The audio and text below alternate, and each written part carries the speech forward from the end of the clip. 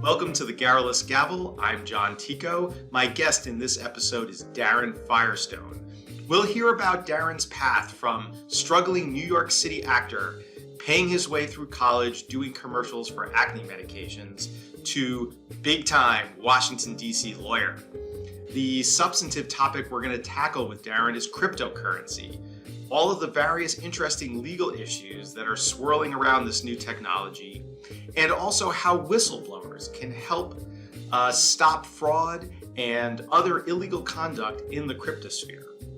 Once we've wrapped up that topic, Daren gives us a taste of his Golem impression. This is both impressive and frightening. And we then get garrulous with Daren about his version of vegetarian eating, which he calls Flexitarianism. He's a vegetarian most of the time, except when he isn't. You'll learn about his 3 rules for when he can eat meat, one of which involves things that only happen in Paris. You won't want to miss that. I hope you enjoy my conversation with Daren Firestone.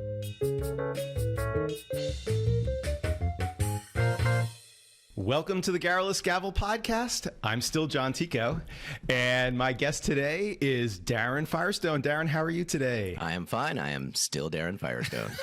You've also been Daren Firestone for most of your life. Is that I have. In fact, I was born that way. Sad to say. Well, okay, so look, we're going to get into Daren's bio, but before we do that, and we will start with your birth. We'll get into all the gory details of your birth. But just to let everybody know kind of what we're going to cover in today's podcast. First, we're going to learn a little bit about Daren and his background and how he became a lawyer. And Daren's had a really interesting and very varied career as a lawyer. So we'll hear a little bit about that. And then our kind of substantive topic of the day is going to be cryptocurrency and fraud in the crypto world and what whistleblowers can do about it. This is a topic that Daren has become interested in, and it overlaps with stuff that I do as well, so it should be a fun conversation. And then stick around to the end, because we are going to learn that Daren is an alleged flexitarian, and we'll find out what that means. And he will tell you about his rules that include certain things that he's only allowed to do in Paris. True. And that sounds spicy to me. So it's not what you think. So stick around. So as you can probably tell, Daren and I have known each other for a little while, so we're joking around a little bit here. But let's get right into it. So Daren, where did you grow up? I grew up in New York City. We're going to skip the birth then. Well, I mean, because my mom was out, so I don't think she remembers it, and I certainly don't. But you know, we'll skip ahead. I grew up in New York City, in Manhattan. Where were you born? I was born at Lenox Hill Hospital. Okay, like many New Yorkers. I'm a Mount Sinai baby. Oh, is that right? Yeah. Excellent. Fifth Avenue. I mean, I don't know if that's sort of a throwdown or what.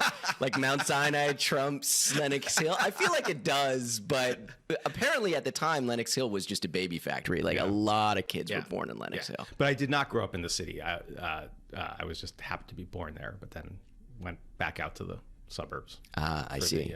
For this, it was a commuter birth. It was a commuter birth. Anyhow, that's a whole story. But okay, so you grew up in New York City, in Manhattan, or in Manhattan? Okay, yes. And did you enjoy that? I did. I'm a product of private schools in Manhattan, but I will say I met my wife through the private school community in an 8th grade play.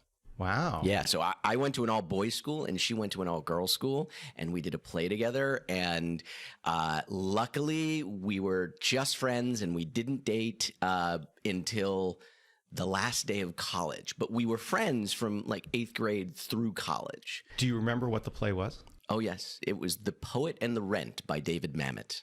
I played an Irish police officer. You did like a David Mamet play. Yep. In, what'd you say, 8th grade? Well, it was a kids play. It was a David Mamet kids play. I did not know he wrote kids play. I think this may be the only one. I mean, it wasn't genius, but it was a fun little thing, and it turned out well for me. For some reason, I'm like picturing a bunch of 8th graders trying to do like Glengarry Glen Ross or something like that. This is the boiler room of 8th grade. Yeah. So, part of your background is that you were actually a professional theater person for a while, right? I was. And so that you caught that bug early, I guess. I caught that bug, I'd say 4th grade. I was in You're a Good Man, Charlie Brown. I played Snoopy. And it being New York, some agents saw me in the play and they said, we would like to represent you. You're kidding. No. And so my parents and I went and met with the agents and they said, well, you need to spend $1,500 to get your pictures, and then we can start sending you on auditions. And the parents need to take the kids, or the kid in my case. And my parents said, "No way. We both work. We're not doing this." And so when I became old enough to do it myself in 9th grade, I said, "Guys, I'm going to do this myself." They said, "We can't stop you." So I started going on auditions in 9th grade. And did you use that agent? No. No, I had a manager whose name was Terry Saperstein. She was I just remember the guidance counselor at my high school used to call her Agent Orange. He never spoke to her, but like it was actually, I mean, she used to sit there and chain smoke, and she'd be like, "Okay, you got to be on 23rd and 7th at 4:30 p.m. after school." Yeah. Now, where did I just see that character in a movie or some comedy show where there was a chain-smoking female New York theater agent? Might have been Terry Saperstein. Could have been. Maybe it was modeled on Terry. I'm trying to remember what movie that was in. But so you started doing that in 9th grade. I mean, we could probably do a whole podcast about your theater career, but just kind of give us the short version. Yeah, I did a bunch of commercials. Which is great. Actually, I earned enough money to pay for my first year of college, mostly through a Clearasil commercial. I was on a Clearasil commercial it was called the Clear Stick. And the Clear Stick was like a alcohol based thing. You rub it on your face, and it burned. I bought it, and I think I only used it once, and then I stopped using this product that I was hawking. But you were not above taking Clearasil money. Oh no, no, it was great. And in the commercial, I guess I was high school aged, and this high school age girl grabbed my cheeks and she squeezed them and she said, "Just look at his face." And I think that was pretty much it. Oh no, I said, "You know how I know it works?" And then she grabbed my face and she said, "Just look at his face." And so you had one line. I had one line. Okay. I had one line. And for that, I went to Harvard for a year. That's nice. Yeah. And so how long did you keep it up at sort of a professional level? Where I went through high school. The thing I'm most well known for, I suppose, if you IMDb me, you will see that I had a role in Scenes from a Mall, which is a movie with Woody Allen and Bette Midler, and I played their son in the movie. Wow! So that was like the highlight of my my acting career. How old were you at that point? I was 16. So you high school? No, it's high school. And you thought, I'm just going to go out while I'm on top. Well, I came back to acting after college. So I went to college. I studied basically political theory. Actually, the name of the major is social studies. So I like to say that I colored in maps. But that was at Harvard. That was at Harvard. Okay. They were very complicated maps. Right. I studied sort of the dead white male thinkers, and it was great. I loved it. But when I finished, I said, I'm going back to New York and I'm going to try to be an actor. So I beat the pavement for about 3 years, and did a bunch of off Broadway and a few more commercials, most notably a Taco Bell commercial with Godzilla and the Taco Bell dog. I was the drive-through guy. Did you have a line? I did. Okay. Welcome to Taco Bell. Can I See, take your all right, order? so everybody, I was also a little bit of a theater kid, like when I was in high school, and I never pursued it professionally, but I had friends who did. And like a lot of them kind of, made it to like that stage where they got like a line in a commercial. And to this day, like they're like, that was my line. That's the line I'm famous for, right? You can find the commercial on YouTube. Okay. It's excellent. I'm very proud of it. I showed it to my daughter, I think, when she was about 5 years old, and I was like, "Look, Daddy was in a commercial," and she said, "Can we turn Netflix back on?" And that was about as much mileage as I got out of it. So at any point while you were sort of pursuing that stuff, did this idea of being a lawyer enter your head, or did that come later? So people who knew me as an actor were like, "You're going to law school? How did that happen?" But people who knew me from high school were like, "Oh, duh, it's about time. Because I was on the debate team in high school, and I think, much to the chagrin of my parents, I would argue about every little point and, protest every injustice that I perceived. So it was a natural transition for me. And so how many years did you take off between college and law school? 6. And you were sort of doing the acting stuff that most of that time? I did the acting stuff most of that time, and then when my then girlfriend, now wife, got into business school, we moved, and I sort of fished around for what to do next. At the time, we were living in Boston, and I started interning at the Attorney General's office in Boston, and I also was volunteer mediating court cases through Harvard Law School, and I was like, hey, this is actually kind of fun. Maybe I should be a lawyer. And then I applied. And where'd you go to law school? I went to Northwestern.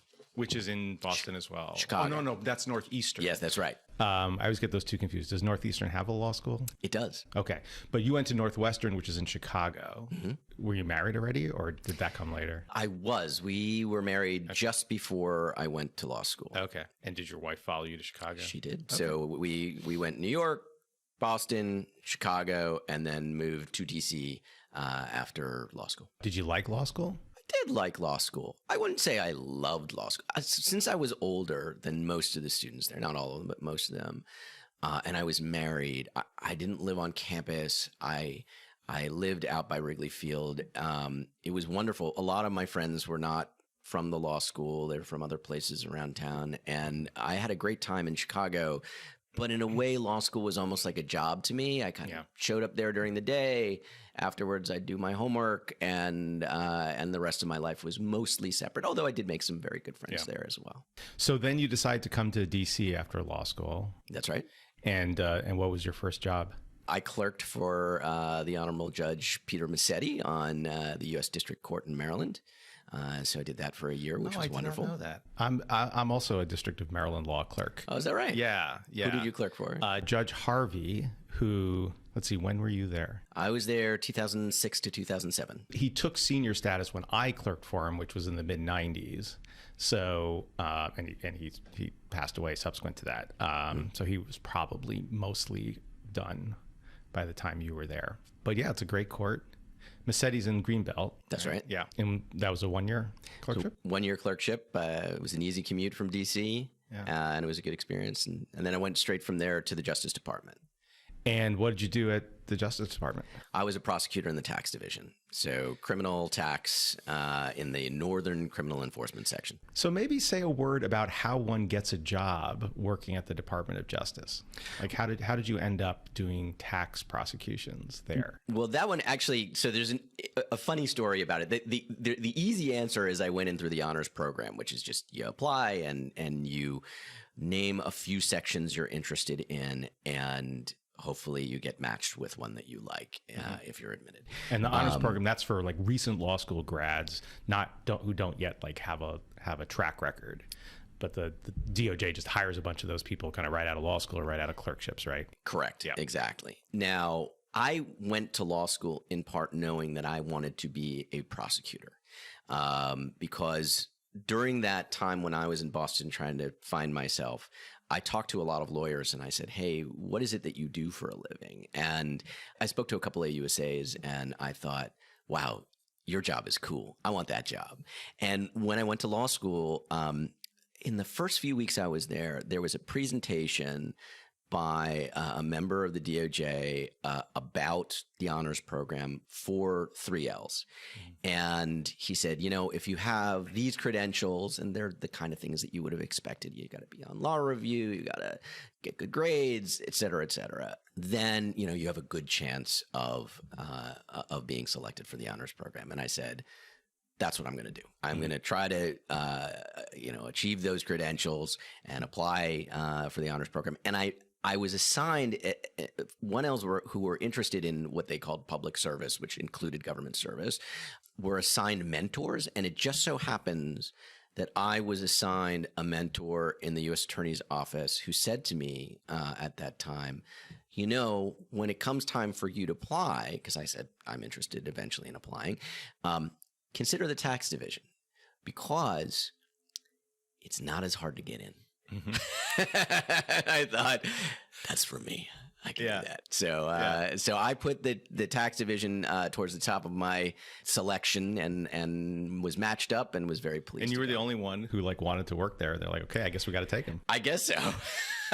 They took pity on me. But it's probably not a bad place to start working, though, right? I mean, it's tax law, so it's an area of law, but the actual work is still, building cases and trying them, right? I loved it.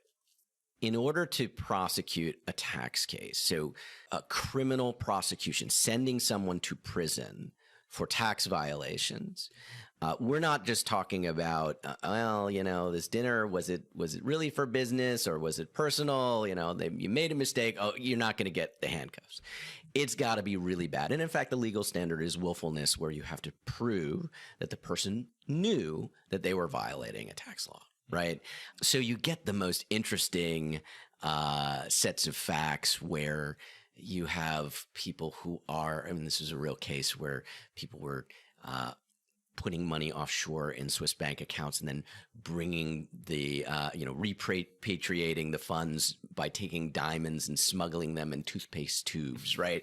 That's an actual tax case. It wasn't mine, but I had just bizarre cases where I had a couple of dentists who hadn't paid their taxes in more than a decade, and they had, put their money into false consulting companies that were, incorporated offshore. I mean, it was just some crazy stuff. So let me ask you this. I'm always intrigued by why people do stuff like that, right? So my guess, and correct me if I'm wrong, is that probably most of the people you prosecuted were people who had a fair amount of money, right? Poor people don't really commit, chargeable tax fraud usually because they don't owe very much taxes. That's right. So these are people who have a lot of money, and they just decide they want to keep more of it, right? What is your sense of what the motivation there? Is it just pure greed, or did you run across people who were ideologically opposed to the idea of paying taxes, or what was going through the heads of the people you prosecuted? There are various different models, right? There is the pure greed, right? There's the, can I get away with this? I don't want to pay nobody likes to pay their taxes, Can I get away with this? And maybe if I'm smart enough to move my funds around in a certain way. Then there are the people who never really intended to violate the law initially, maybe because a lot of times tax fraud is, those charges are paired with other Title 18 charges. So maybe somebody is stealing money from their employer and then doesn't pay taxes on it. Right. And that this person is going after the mobsters for not paying taxes on the shakedown money. And absolutely. Stuff like that. Absolutely. So, some of those people, maybe they're in a desperate situation and they always intended to pay it back, but never were able to, and just caught, it just spiraled downwards. Right. Then there are the tax defiers that used to be known as tax protesters, who claim to have an ideological objection to paying taxes. And they have all kinds of cockamamie theories. I prosecuted a few of those. What I found interesting with a lot of those defendants is that a number of them had what I would very colloquially term personality disorders. Typically, what you'd hear from witnesses is, this is a very nice man, usually a man, not always, who is generous and thoughtful and does their job well. But if you disagree with him about something, he is never wrong. Mm-hmm. And so they come into this theory, whatever it may be, there are lots of them, and they say, I am right about this. And if you try to convince them otherwise, you lose. Right.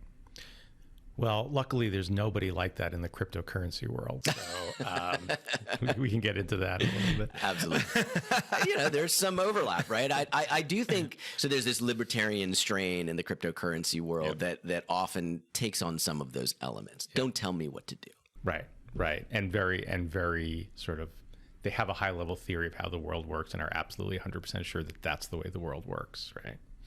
People like that will get themselves into trouble one way or another. So how long did you work for the Department of Justice? So I was there for 7 years, and during that time, I had 2 details, they call them, where I was loaned out to the White House in the Obama administration. So the first time I was a vetting attorney. I vetted individuals who would be appointed to presidential positions. So whether it was required Senate approval or not, could be on a board, could be the head of an agency. They had to go through the vetting process. And then I had a subsequent position where I helped recommend reforms to the appointments process in order to streamline it. Well, again, that's very interesting, and we could probably spend hours talking about that, but we'll just put a pin in that for next time. Fair enough. Because I told you before this, I will invite you back to talk about these other things. But like, we got to get to the cryptocurrency. We'll wait till some major vetting mishap happens, and then it will be topical, and you can say, Daren, I need your expertise on, did this person actually pay their taxes? And is it, Well, I think that whole, I imagine I've been around kind of watching that process long enough to remember when people used to get into trouble. There were some famous cases of, people that were appointed to very high positions and nobody had asked them if they had ever smoked pot. Back when that mattered. And then there were, issues about paying taxes on babysitters and all that stuff. Lately, they seem to have cleaned that up. So they have gotten better. The White House has gotten better at vetting, but I bet you there's a whole history there to how that process developed. That's to be continued, for sure. Yeah. Okay. But we won't go into that. Sorry, I didn't mean to steer here. I just No. Yeah. No. But you're right. Like I said, there's a whole topic there, an interesting topic about how people get presidential appointments and what that process is like. Absolutely. I know some people that have gone through it, and it's probably not very pleasant or fun, but maybe it serves some purpose. I don't know. Anyhow, so you did DOJ for 9 years with a couple of stints at the White House. 7 years, but yes. 7 years, I'm sorry. And then did you move into private practice after that? I did. So why did you give up the glory of representing the United States to just go represent a bunch of normal people? So the answer is personal in the sense that at the tax division, it's a traveling section. So you're based in Main Justice, you're based in Washington, D.C., and you have to prosecute cases within your region. So I was in Northern, which meant I could go out to Kentucky. I had cases in Kentucky. I could go up to Michigan, where I also had cases, and all the way to Maine. I never had a Maine case, but I did have New York, New Jersey, Maryland. Maryland's great because it's nearby, and I did have a few of those cases. But the short of it is, when I came back from my second trip to the White House, my boss said, "Hey, I hope you had a great time at the White House, but you're going to have to pay your dues now and start getting out on the road, because a lot of your colleagues have been traveling while you've been out having fun, watching the helicopter land." And it was time to punish you for that. It was time, it was totally fair, but at the same time, my wife was pregnant with our second, and I was just, it was not going to be good for me to be spending quite possibly up to like 6 months on the road. And so I said, I got to find something else. Yeah, that makes perfect sense. And I think probably 80% of the people who are lawyers that you talk to probably made a career shift at around the time they started having kids. It just changes your whole perspective on how you want to live your life, right? Sure. So just kind of walk me through a little bit of kind of what your history has been in private practice. So I left the government and went to a firm called Stein Mitchell. And I was there for a few years, and then a few of us left that firm to form the current firm. That's a bit of a oversimplification of a long process that started with my partner Josh leaving first and starting the firm, and then my partner Bob Muse and I leaving and joining him.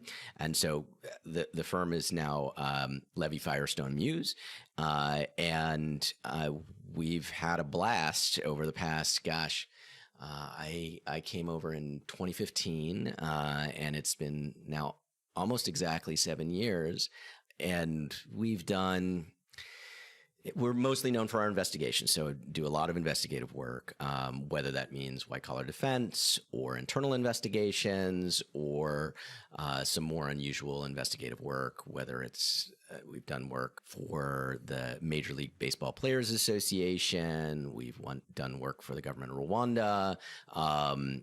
Those are sort of the kinds of things that my partner Bob likes to call high amusement value, which is not to belittle them. They're very important, but just it's really fun to do that kind of work. And then we've also done a whole bunch of, I do a lot of plaintiffs work as well. So is the firm mostly former prosecutors? We have two former prosecutors, myself and my partner, Monique Abrashami, who used to be in the public integrity section. But we have a range of different experiences. So Josh was at Arnold and Porter, and he was also, he worked in the Senate.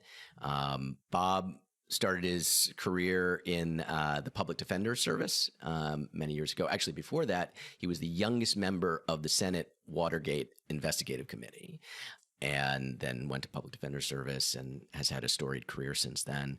My partner Maggie was at the White House, and Rachel Clattenburg came to us from nonprofit world, so it's a range, but we've got a whole bunch of different expertise, and we work together very collaboratively. Yeah, I've just found that a lot of times the lawyers who do these sort of private investigative projects often have a little bit of government lawyer background, which makes sense because I assume part of your job as a prosecutor at DOJ is kind of shepherding investigations into the cases you're eventually going to try. So you have a investigative mindset and maybe some skills that you've learned from that about how to organize that kind of project. Absolutely. Yeah.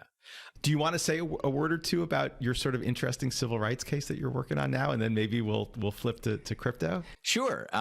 So as I said, I split my time between my plaintiff's work and my investigative work. And so on the plaintiff side right now, I have this exciting case where I represent a protester who was there on June 1st, 2020, when the Black Lives Matter protest outside Lafayette Park was broken up violently by law enforcement. And most people know this as the protest after which President Trump went to the Episcopal Church and held up the Bible for a photo op. With the Attorney General and a couple of military people sort of looking very uncomfortable standing behind him. Yes. I think Mark Esper has recently been, he came out with a book and he's been talking about how uncomfortable he felt, and it's one of his regrets that he stood for that photo. Yeah. So my client was actually didn't intend to protest that day, just happened to go there to see what was going on and kind of got swept up in it and decided to join in. And at a certain point she was, and this is on video, you can go to our website at levyfirestonemuse.com and you can see the video there. She's on her knees with her hands in the air, and the camera pans away for just like 2 seconds and then pans back. And the next thing you see are two park police officers in riot gear over her, beating her with batons. And what has happened in that 2 seconds is they just rushed at her, pushed her over, and just started beating her. So there was no provocation, no reason, and we're trying to get some compensation for the fact that she's had neurological damage as a result. But even more importantly,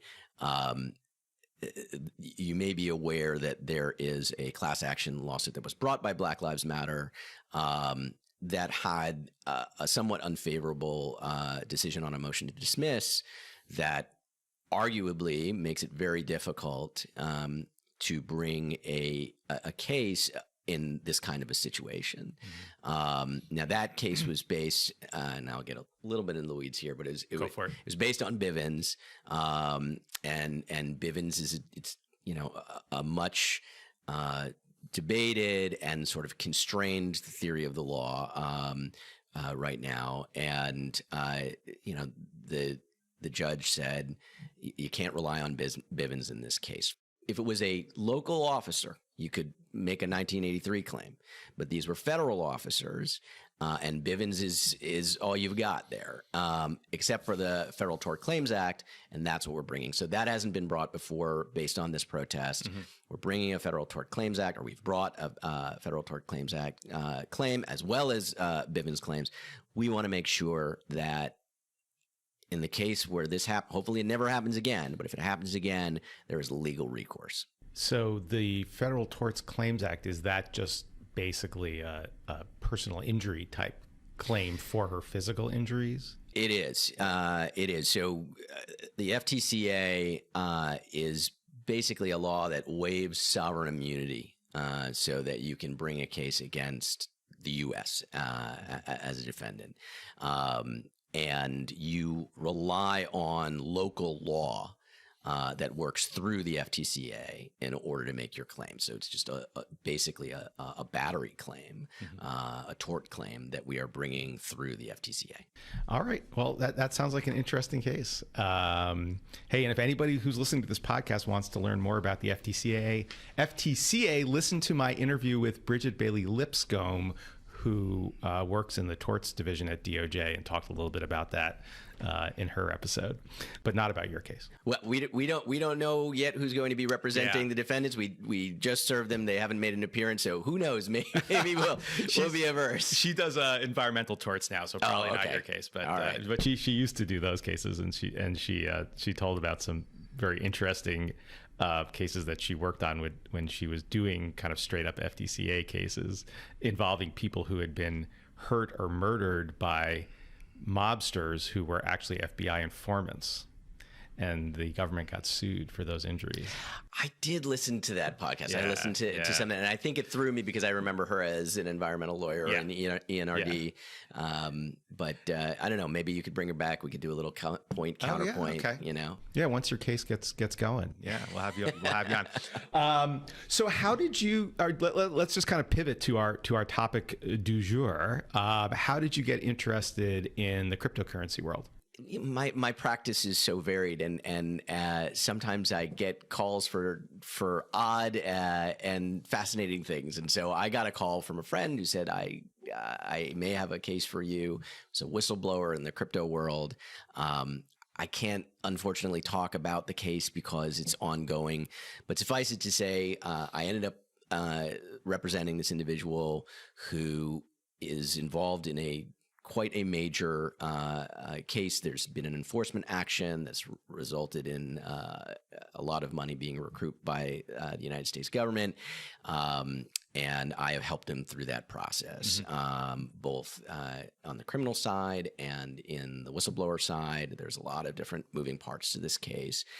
And honestly, at the time, when I first started, I didn't know much about crypto.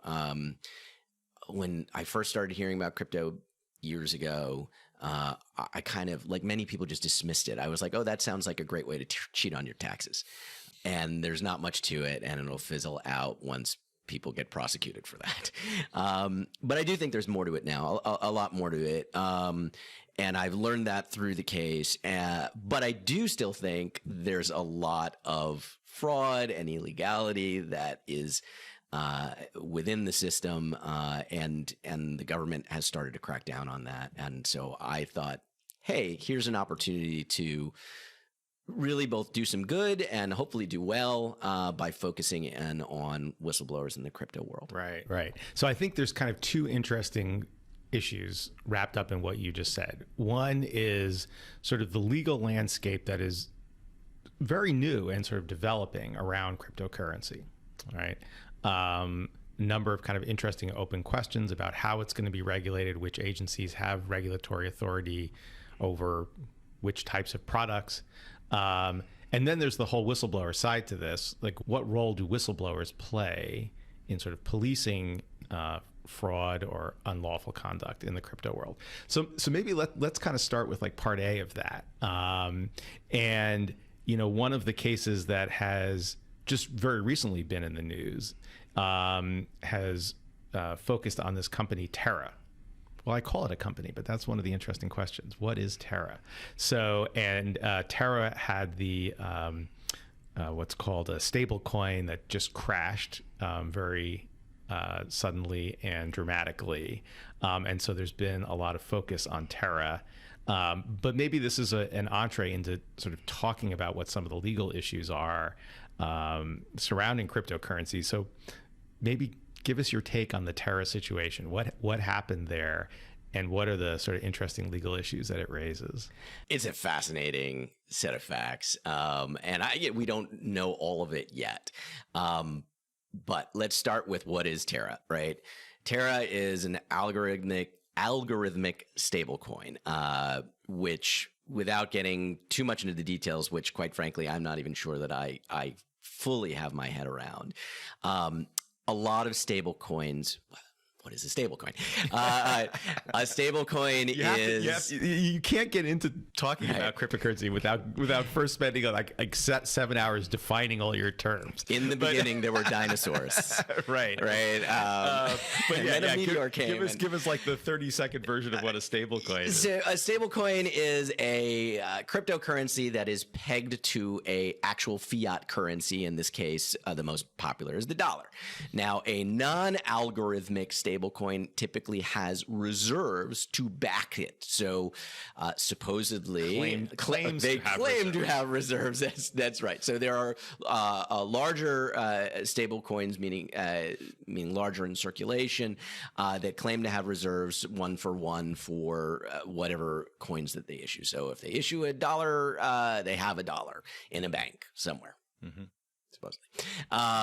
Algorithmic stablecoins are not like that.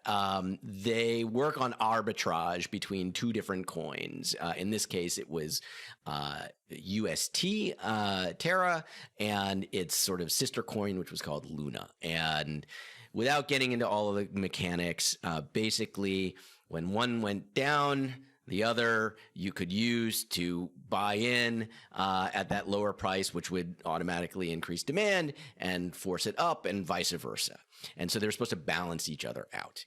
What ended up happening is still not entirely clear, but there are some theories that there was a concerted run on it to try to force it to crash.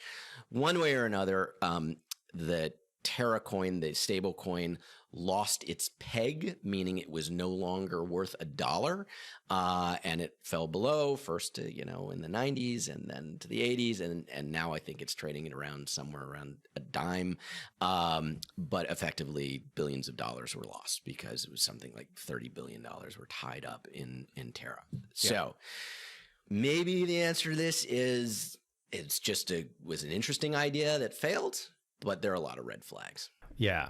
And so when I kind of started getting interested in cryptocurrency, I sort of come at it from a lawyerly perspective. And I look at something like that, like these Terra coins, and I think, well, what is it really? Like, if I go on Coinbase or one of these other exchanges that are now becoming popular, and I trade my US dollars for some stablecoin dollars, right? What sort of bundle of rights am I actually buying? Why does that thing have value? What is it? Who's behind it? Who can I sue if something goes wrong?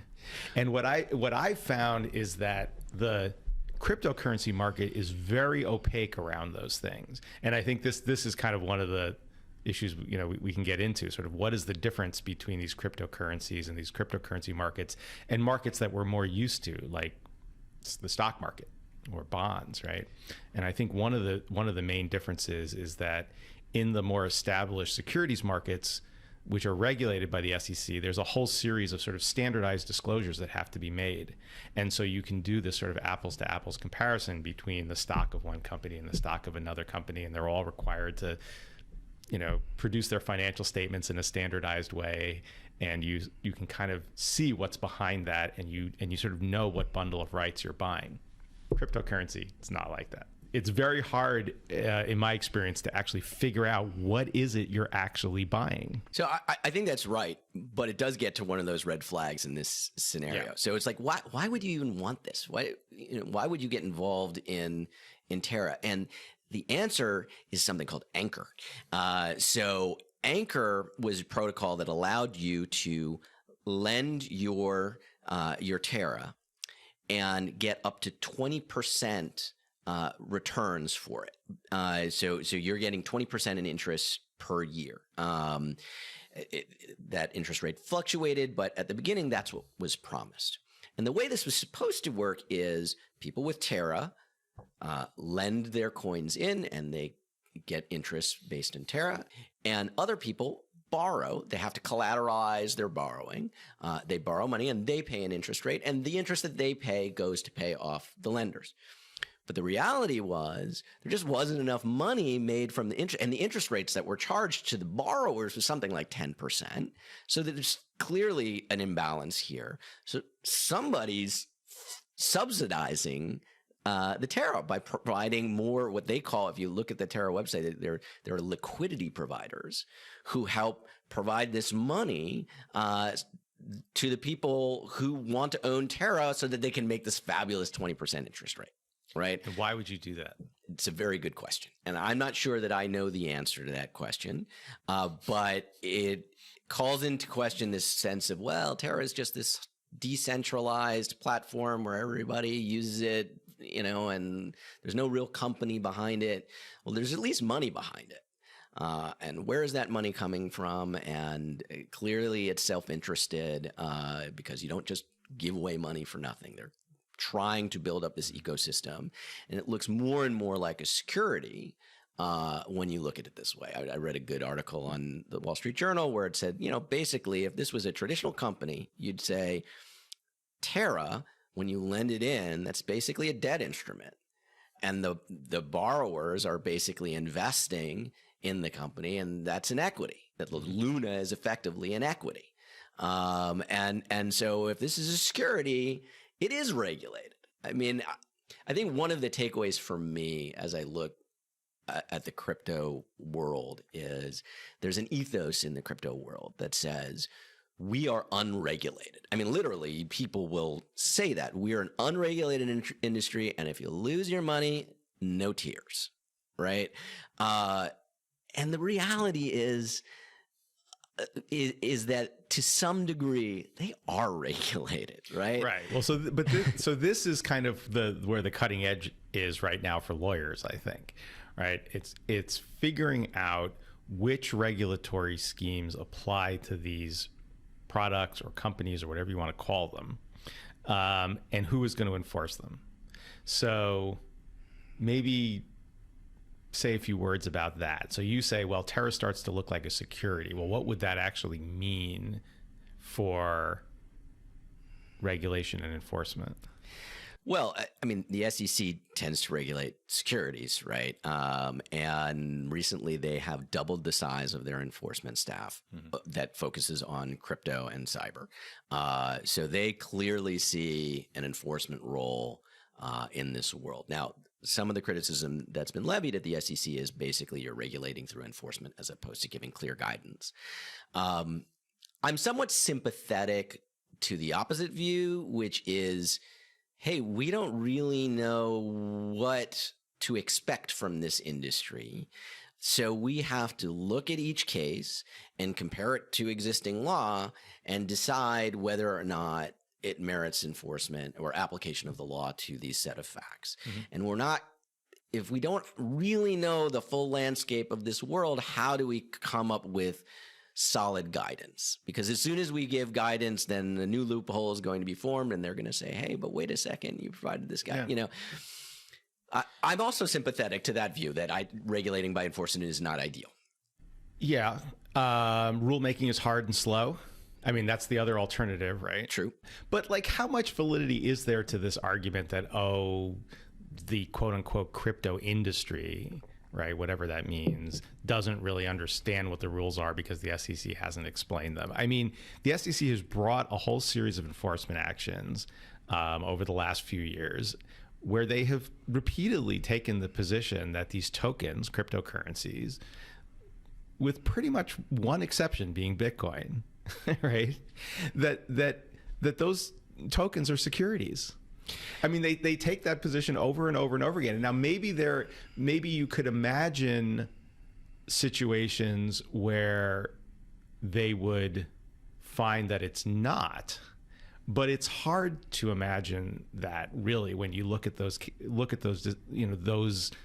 enforcement actions they're bringing and what they're saying in those enforcement actions, which is at least as I interpret them, they basically mean if there is a promoter behind the cryptocurrency, if there is somebody who's going to make money, right, from selling, from creating these tokens, that they're going to view that as a security, and you better register with them if you want to sell it in the United States. I think that's generally right, but what the proviso I would add to that is not all tokens are cryptocurrencies, right? Tokens can represent any of a number of things. So what if they represent real property, for example, as opposed to currency? And so when you look at blockchain technology as something that can be used for any of a number of things, but to date has largely been used for cryptocurrency, it's hard to paint with a broad brush. We can say, well, what else is going to come out of this world? What is Web3 going to look like? But the things that are traded on Coinbase, right? Well, let's put aside NFTs, which I think are something different. I mean, you could imagine real estate-based NFTs, and that looks like just a property interest, right? It's sort of the digital equivalent of a deed or something like that. And I think NFTs are different. But the things that people call cryptocurrencies sort of commonly, right? All these tokens that are sort of traded on Coinbase and the other platform, that's not really what they are, right? They are these tokens that are used in the blockchain to serve some utility, but the reason why people are buying them is primarily in the hopes that they will go up in value and that they'll make money. Yes, I think that's right. And I think, look, this is all based on the Howey test that the Supreme Court articulated long ago that basically says, if you are investing in a common enterprise, you're putting money into a common enterprise with the expectation of making profits on the basis of somebody else's work and effort, then it's a security, right? And so if I'm investing in this cryptocurrency with the expectation of making profits because somebody else is going to make the value of that go up, and I can sit back while that value goes up and then make a sweet deal and buy a Lamborghini, right? That looks like it looks like a security. Right. So one other thing we should talk about Terra before we move on to some other topics, because you pointed this out to me, which is that there is an intersection between the Terra story and Rick and Morty. And so we just can't let that pass. Yeah. Explain this. So, okay. This is another of what I would call the red flags on this particular case, which the Coinbase, the online magazine, broke the story that Do Kwon, who is the head of Terra, had also been involved in another algorithmic stablecoin called Basis Cash. And he was involved under the pseudonym Rick Sanchez, which is the name of Rick and Morty. And Basis Cash, it gets even more interesting. So bear with me for just one moment here, because Basis Cash was based on a previous project called Basis, which was another algorithmic stablecoin where the developer raised, something like $130 million before he shut it down because the SEC basically said, based on, going back to our conversation, that this is a security.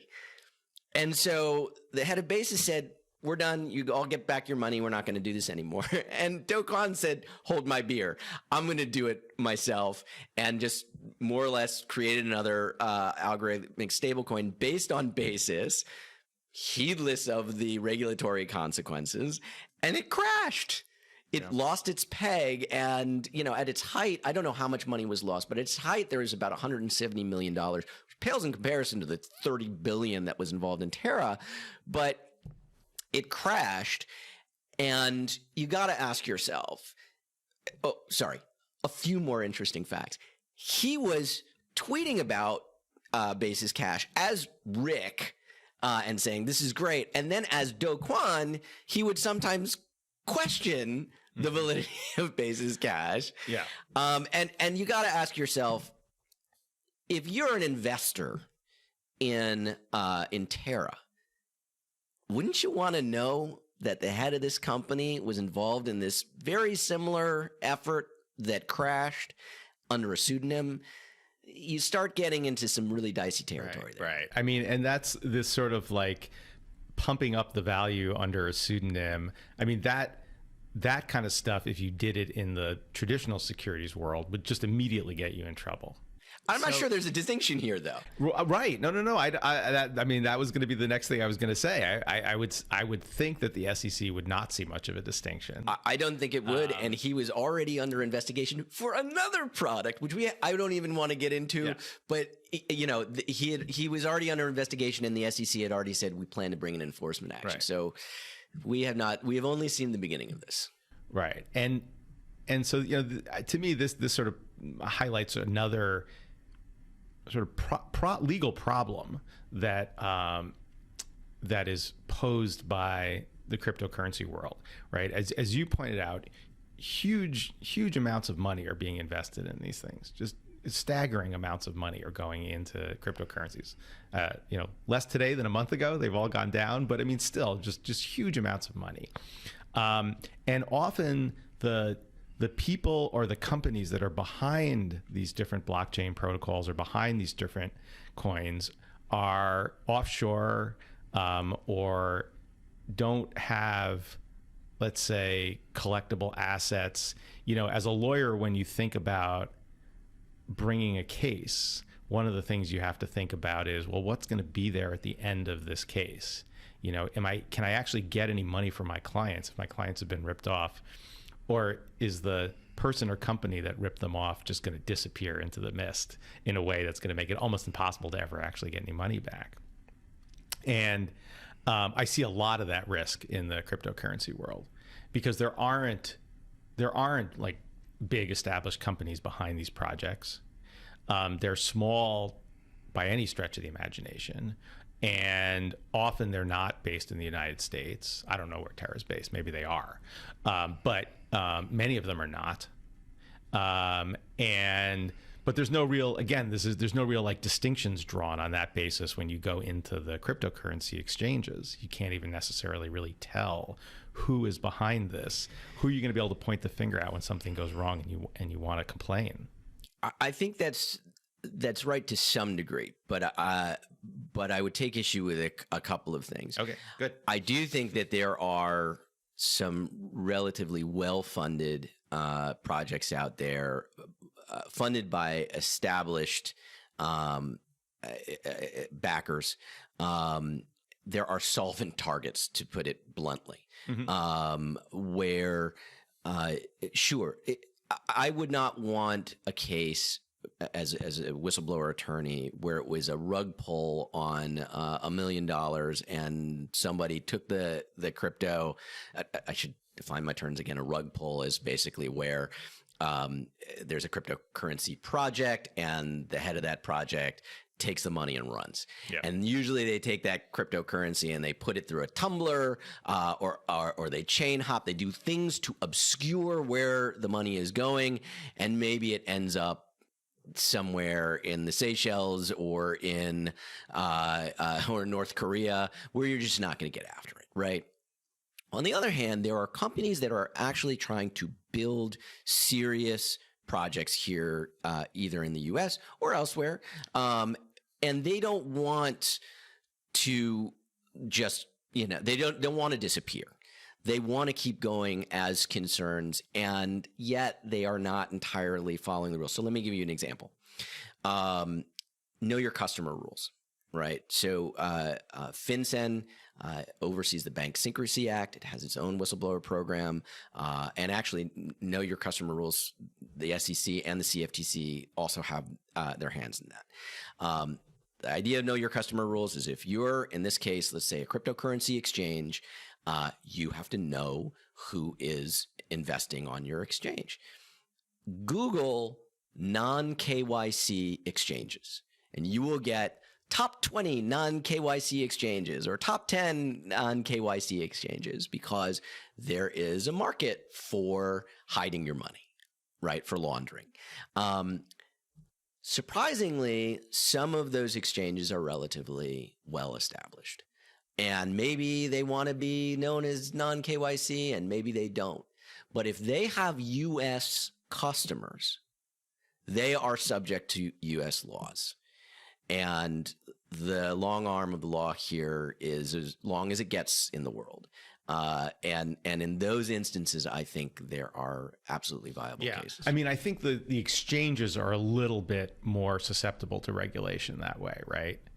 Because the exchanges have to be a tiny bit transparent to get people to actually use them. Yeah. And I didn't mean to suggest that the whole cryptocurrency business is a scam. I don't think that.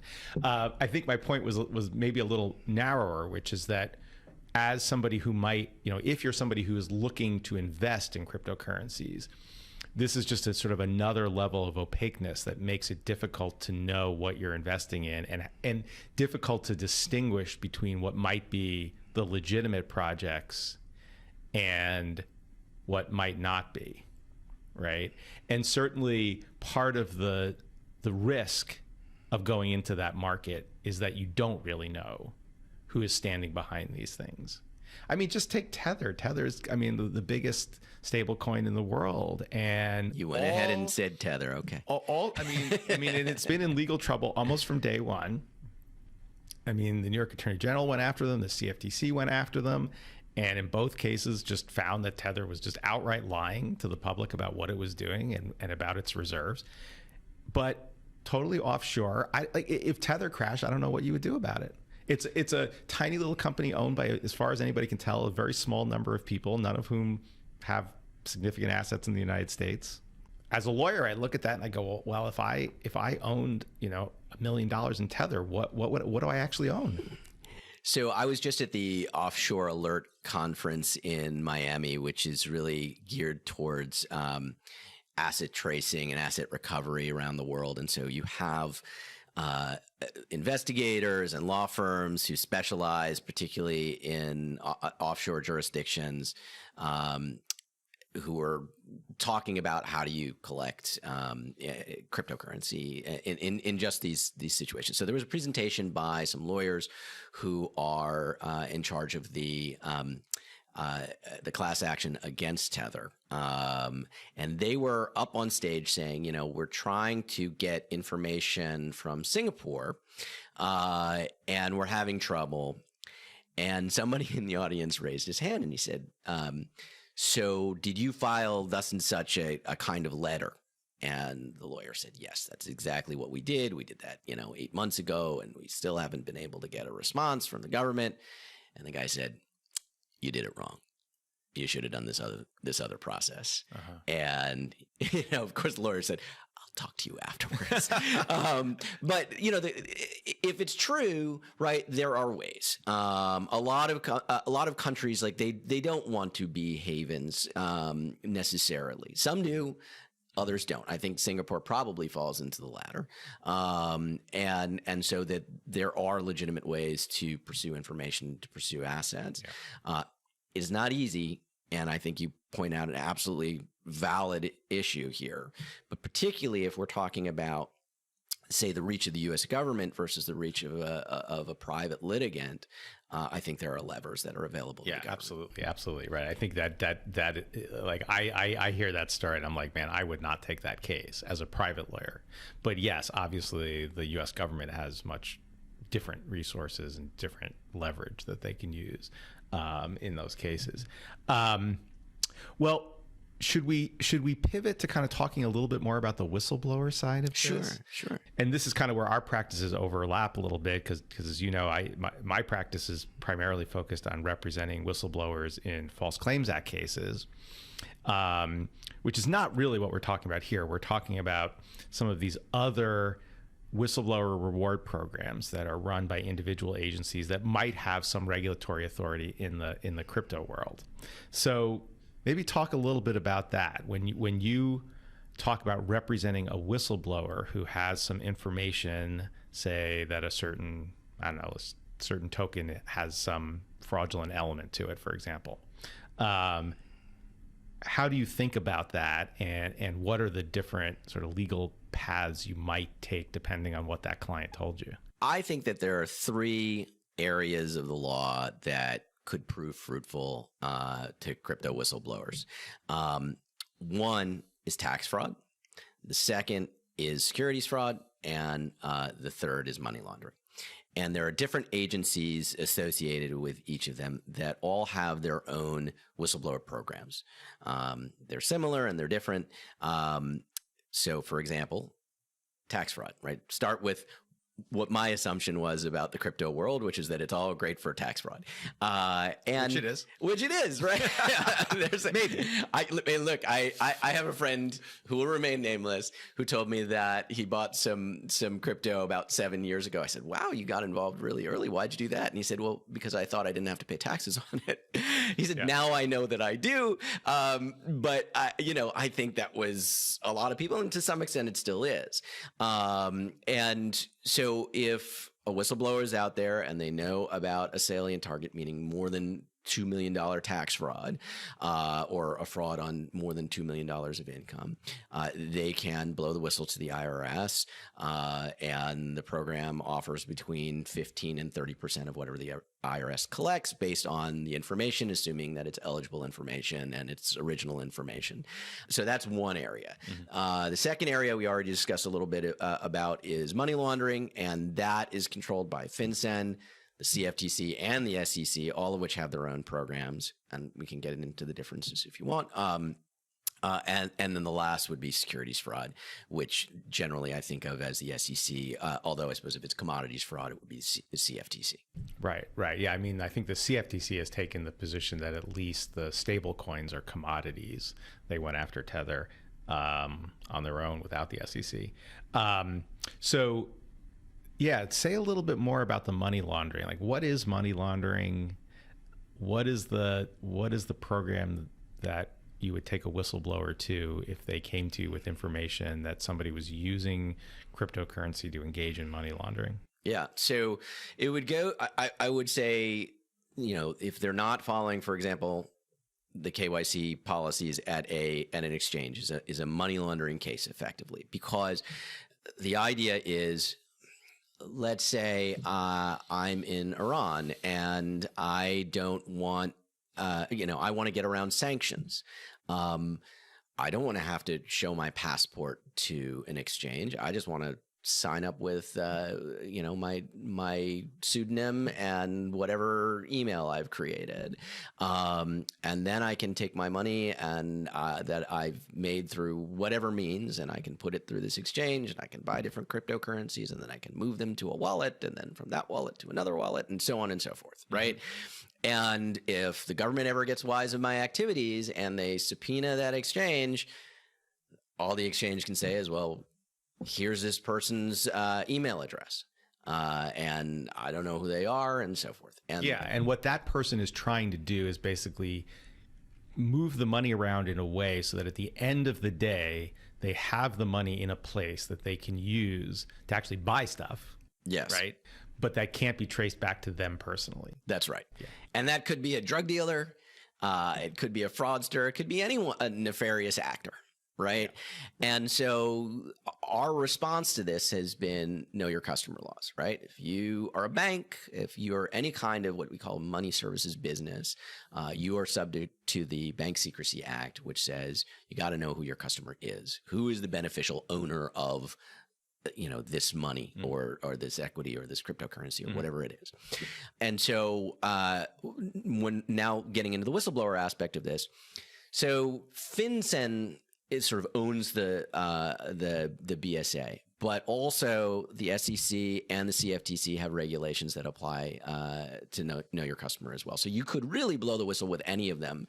And frankly, at this point, just sort of inside baseball that I'm sure you're aware of, right now the FinCEN program hasn't yet been funded by Congress. So, and the CFTC and the SEC have a really good track record.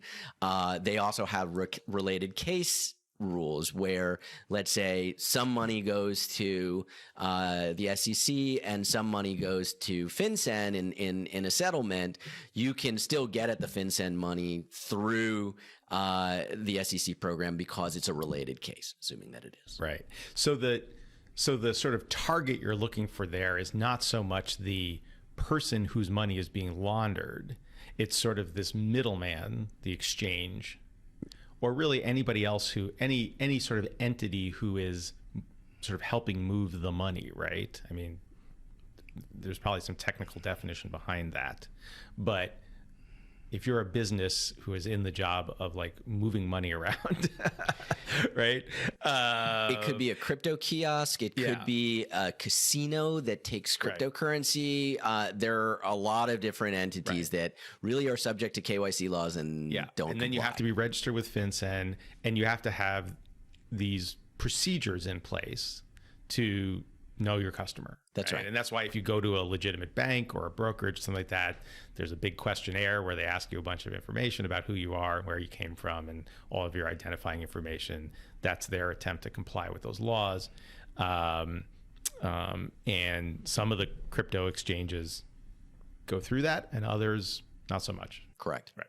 So you're right. So there's this new program that's being administered by Treasury under the Bank Secrecy Act that was passed into law by Congress last year or late 2020, I think it was, fairly recently, where we're still waiting for some regulations and to actually get the program up and running.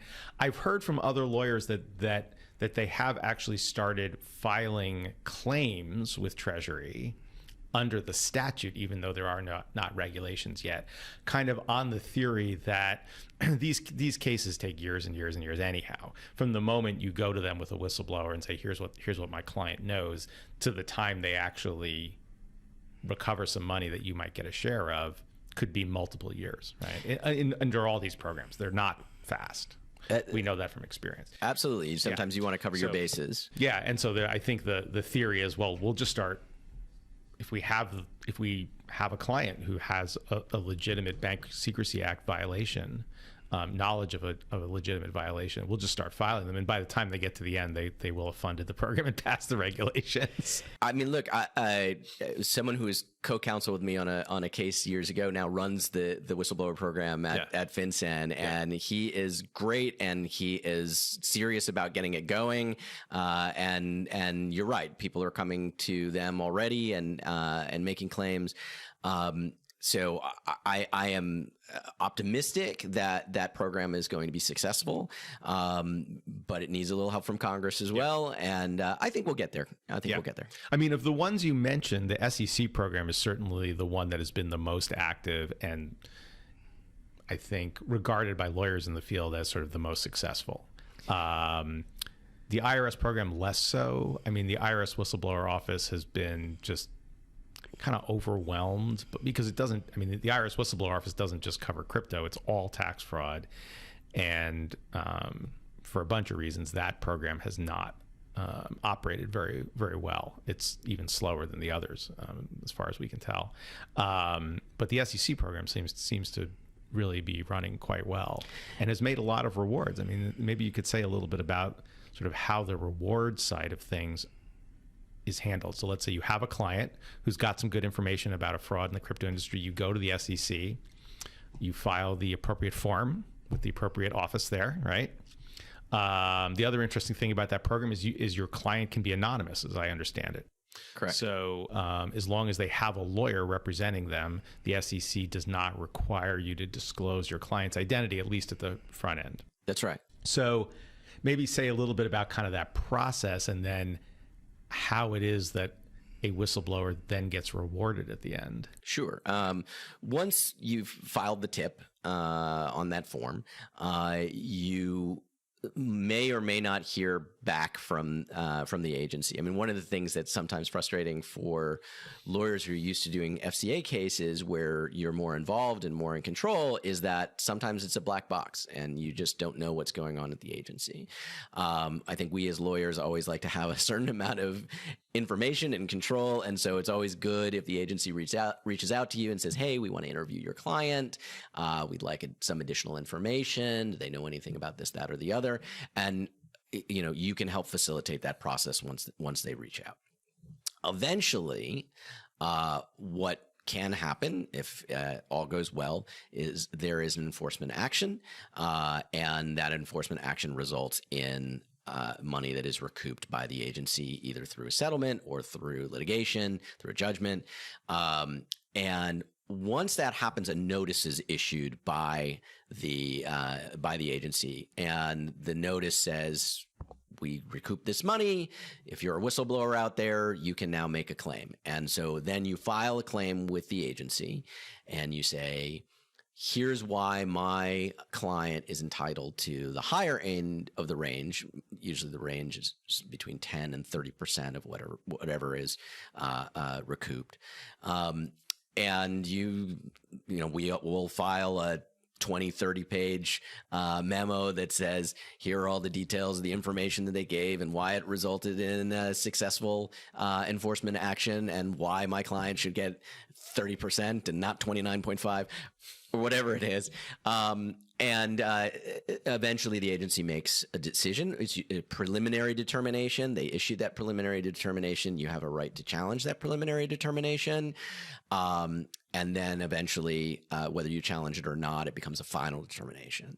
And after that final determination, there's an appeals process if you are unhappy with how it went. But eventually you get to a resolution, and hopefully that money is transferred to you and your client, and then you've had a successful case. What I sometimes get asked by clients is, potential clients who are thinking about doing something like this, is like, well, yeah, but does the government actually pay those rewards? Like, you have a process there, but like, do they actually? And I think, at least in the case of the SEC, the answer is yes. I think their rewards are probably up over $1 billion now total that they've paid out. There's been some really large ones in the last year or two. So people do actually get those rewards. That's true. I would include the CFTC as well. And I think people actually get IRS rewards as well. It just takes a long time. Yeah. So it can be quite lucrative. I mean, even just the IRS, you use the example of Bradley Birkenfeld, who made $103 million for exposing the fraud at UBS, which I didn't really have a hand in, but it was handled in my division when I was at the tax division. So, it's a real program, and sometimes can pay real dividends. I think the CFTC was now holds the record for the LIBOR case, right? Mm-hmm. That was CFTC for $200 million paid to a whistleblower. It's quite something. Yeah, I mean, that's as a lawyer, you're kind of like, God, I hope that person calls me tomorrow. Yeah, of course. And I will say, like, really, the one of the fun things about representing whistleblowers is that, my favorite part of the practice is really just those first calls and first meetings you have with the potential clients, right? Like, if you hang your shingle out and you say, I represent whistleblowers, which I know you've done, and we'll talk a little bit about your website, but I've been doing this for a dozen years. So if you hang that shingle out on the web saying I represent whistleblowers, you just start to get these calls from people. And a certain percentage of those people are kind of probably a little bit more in like the tax denier world. They're conspiracy theorists. They think there's somebody out to get them. It's not clear whether there really is. But every now and then you get that real legitimate insider whistleblower who is really in the middle of an ongoing conspiracy, if you will, and is trying to figure out what to do about it. And those conversations are just so fascinating to me. And that's the part of the practice that I really love, just kind of figuring out, like, okay, is what this person is telling me, is it true? Like, can I trust this person? Because sometimes the stories are wild, and it just turns out that sometimes wild stories are true, but sorting out the true wild stories from the crazy wild stories, that's sort of part of our job as lawyers. And I just love those those sort of initial conversations where you have with the client. And of course, as the lawyer, you're hoping it's true, right? You're hoping like, wow, this person's claiming that this big company is engaged in this huge criminal conspiracy. Like, on the one hand, it's sort of shocking. Like, how could they get away with that? But on the other hand, as the lawyer, you're kind of like, I kind of hope that's true, because that'll be a great case, right? Absolutely. I have had several of those calls this week. Sure. Where you're listening to this and you say, that's really it. Now, sometimes it's so complicated and you're just trying to piece it out, and how does this all work together? And that's where you're in this land of, well, is it a good case or isn't it a good case? And it's a process, but I agree. I think that's the exciting part. I think so many of us as lawyers, whether it's in this area or in another area, we're problem solvers, we're puzzle solvers, and it's that initial area where somebody comes into you with information, with a problem, and you say, how do I solve this? How do I even approach it? And then it's good to have good partners and who you can collaborate with. And sometimes I call you and and you say, I don't know what to do with that guy, but well, I mean, and I think in the crypto space, it's particularly complicated because you're both you have this confluence of like a new, somewhat complicated technology. If you're not a computer scientist or you're not a coder, which I'm not, and you were a social studies major, so I assume you don't spend your time coding. Correct. So you have to absorb enough of the technology to even understand what they're talking about. And then you're in this world where like the legal rules are very much sort of in flux, and there's these new programs that are being kind of set up and running, and each of the agencies has these new enforcement teams that are out there, and it's changing every day. So it's just a really interesting kind of space to be in. I mean, maybe say a word about your website. So you got this one client who came to you with the crypto case that you're working on now, and that got you interested in this. And so how are you expressing that interest, Daren? I have established cryptowhistleblowers.com. That's, by the way, a good web address. Did you have to pay for that one, or was it just available on GoDaddy? So I went to GoDaddy. Yeah. I typed it in, and it was available. Now, there was a slight premium because it involved the word crypto. But I was shocked that it was available, and I bought it right away. Good. That's good. And so I now have this site. We put it up. It has a load of information on what types of cases might make a good crypto whistleblower case. I've started blogging and trying to drive people to the site so that person will call me and say, hey, I saw your website. I see what you do. This is really interesting. Yeah. It's also, as websites are a marketing tool to some degree, right? So you might meet somebody and they're interested in you. So they're going to go to your website and see what you're all about. And maybe at least. Yeah, but there is also sort of a public education side to what we do, I think. I mean, I think all of us that work in the whistleblower space probably write things and put things up on the web and have websites that talk about the different areas.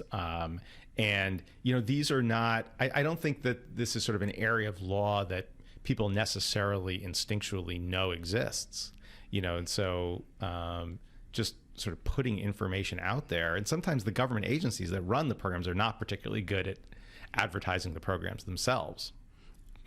It's just not their focus, or it's too political or whatever. So sometimes it actually falls to private lawyers to actually explain to the public that these programs even exist and how they work. I was at a conference last week in New York. It was a crypto conference, and like at all conferences, there'll be a lunch, and I went into the lunch, and I'd sit down at the table, and nobody else there is a lawyer. They're all in the crypto world, and then of course it's like, well, oh, hi, nice to meet you. What do you do?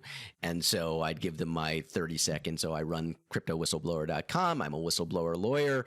There are programs out there that offer up to 30% of whatever the government collects based on an enforcement action in the crypto world. And they, usually the answer was, wait, what? How much? Really?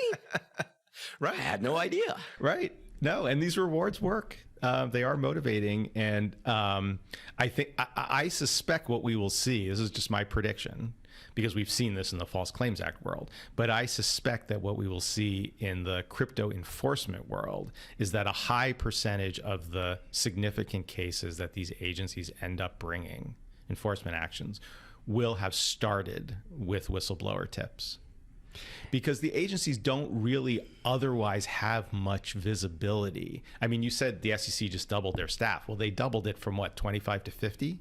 So now they have 50 people trying to regulate this multi-trillion-dollar industry. They're not spending their time poking around in the web looking for the next fraud, right? So the fraud has to find them. And certainly we've seen this in the False Claims Act world, where the statute's been on the books now for, 35 years, and there's a more established track record there. But we certainly see in that space that the vast majority of money that DOJ collects under that statute, although DOJ has independent enforcement authority, they can just sue companies under the False Claims Act on their own. They don't need a whistleblower.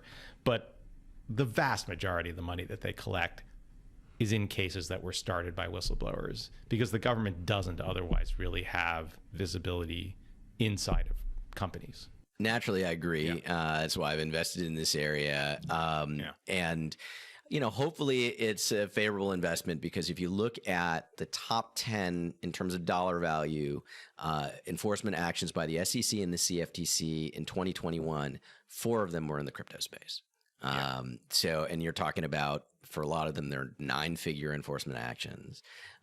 So there's a lot for whistleblowers to be excited about if they have a case, and hopefully you and I will both see some of them. Well, okay. So if you work in the crypto industry and you think you have some information about some fraud or tax evasion or money laundering, check out cryptowhistleblower.com. Cryptowhistleblower.com. Well, it's been really interesting talking to you about cryptocurrencies and whistleblowers. So thank you very much for that interesting conversation. But I want to go back to your acting chops one more time and just ask, are there any good voices or impressions that you do? I do.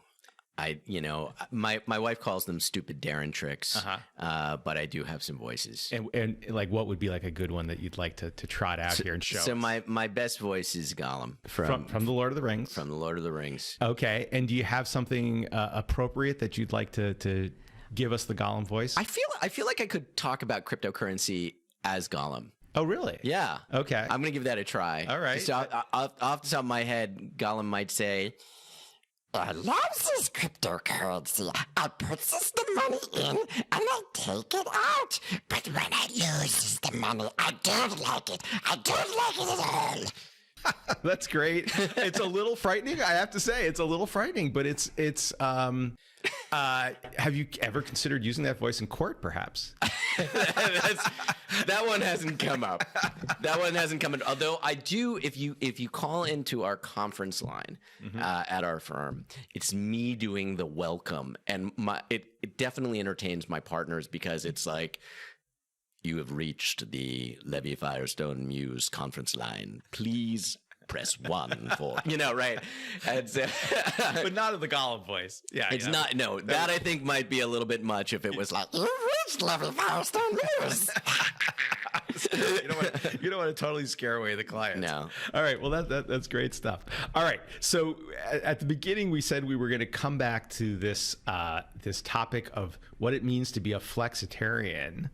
So when we were kind of prepping for today's session, I sort of said, well, what is it about you that's interesting, Daren, that we could talk about at the end of the show? And I came up with this. And you came up with this. No, but there's a little bit of a story behind it too. So we'll get to the story.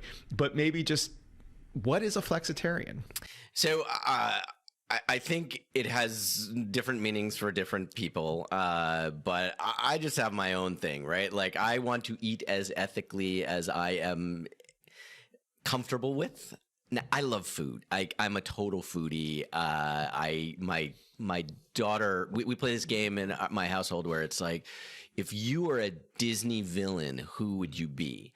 And I am Anton Ego.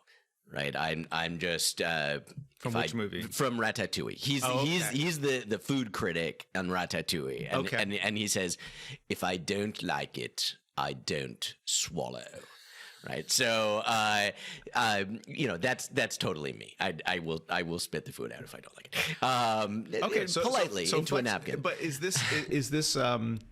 Did you invent this word, or is there? No, I think it's out there. I think I used to call myself a very bad vegetarian, and I have a few rules that sort of govern when I will deviate from my general only eating vegetable, non-meat. Okay, so you're a vegetarian most of the time. Most of the time, but you're a little bit flexible about it. Correct.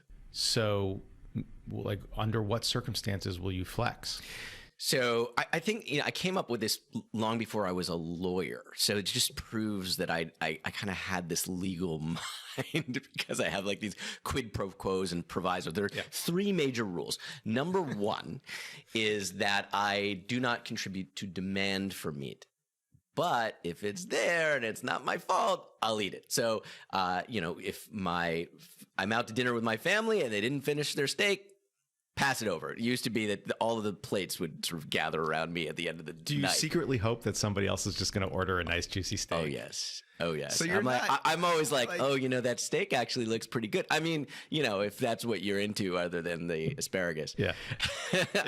Okay, so that's one. If somebody else, if it's already dead and somebody else has paid for it, and it just happens to show up on your plate, rule number one is you can eat it. I might pay for it, but if somebody else orders it, yes. So rule number two is the insignificant creature rule, which is just those creatures for which I do not have compassion, because my vegetarianism is born of this, just general compassion for not wanting to kill things in order to eat if you don't have to. Mm-hmm. I know if you are in a situation where you have to, you don't have any other choice, or it's a much more efficient way, I get it. Mm-hmm. But for those of us who are lucky enough to be able to choose what they eat, I tend to think, if I don't have to kill something for that, that's a better way of doing it. But if it's a snail or a clam, right? Like, I just have trouble thinking that this is all that different from cutting down a tree, or maybe we're not eating too many trees, but picking a fruit or whatnot. Yeah. So I eat those, what I call insignificant creatures. And how far does that extend? Is it basically anything that doesn't have like eyeballs that you can see, or like how do you define what? If you've got ganglia and not a brain, then I'm usually okay with it. And it's mostly bivalves, and it might, like, in a pinch, I'll move up to crustaceans, although there is recent evidence that crustaceans feel pain. So shrimp, yeah, cocktail? I mean, shrimp's a crustacean, so I will. It's like one of those things where, as between a shrimp and pork, and I'll go for the shrimp because, like, pigs have higher order thoughts than shrimp. Okay, so those are two rules. Is there a third rule? The third rule is the Paris exemption, which is if I ever happen to be in Paris, which hasn't been for a few years now, I eat whatever I want. And in fairness, this rule has over the years metastasized to, like, if I'm out at a really nice dinner, I'll eat whatever I want. So it's like if you're in Paris or you're in a nice restaurant that could theoretically be in Paris. Right. Yeah. Then that's the third exception. I mean, if I'm going to be totally honest, I think the third obsession, it's Freudian. I think the third exemption is, like, if I really, really, really want it, I let myself have it. Yeah. So your flexitarianism is pretty flexible. It's pretty flexible. By the time you get to the Paris exemption, any pretext of being a vegetarian, like, I'm not trying to judge you, Daren, but you've kind of lost your credibility at that point. I do not maintain any credibility when it comes to this. All I can say is at the end of the day, I think 94% of what I eat is vegetarian, right? Yeah. Every breakfast I have is vegetarian. I don't eat bacon. I don't eat sausage. It's not something that it really tempts me. At lunch, I usually eat salads and things like that. It tends to fall apart when I'm at a restaurant, which is once a week, maybe. And so now, and it's not all restaurants. It's got to be like a restaurant where I'm tempted because I'm like, oh, that particular dish looks really good. Yeah. I just went out for my anniversary and to a really good meal at a place called Imperfecto here in town, and I was like, oh, I'm ordering whatever I want. What did you order? I ordered. There was some prawns that I ate. There were some moussaka that had some lamb in it. But actually, the best thing I ate was this. It was like an artichoke leek dish, so it was vegetarian and it turned out to be the best. And that's when I said, "Go, oh, did I really need to eat those things?" And then I have a little bit of guilt, but I got through it. Yeah. I've kind of moved away, at least from like the red meat eating. I used to love it, and now I just kind of don't. I mean, it's just healthier not to eat it, if for no other reason. And then it's sort of like cows are kind of cute, and then there's just sort of the environmental impact. I think cows are particularly Cow bad. flatulence. Yeah, particularly bad. Methane. Well, do you want to tell the story about how your flexitarianism actually made it into a book written by a famous philosopher? Yes, and so Because I think this is how you introduced the story to me. I had a friend who's a reporter or was a reporter for the Christian Science Monitor, and she wrote an article called "One Woman's Quest to Eat Ethically," and part of the article was about me and my rules, because her editor was like, "Whatever you do, make sure you include the guy with the rules." And after she published that article, I got an email that said, "Hey, are you the Daren Firestone who's discussed in thus and such an article?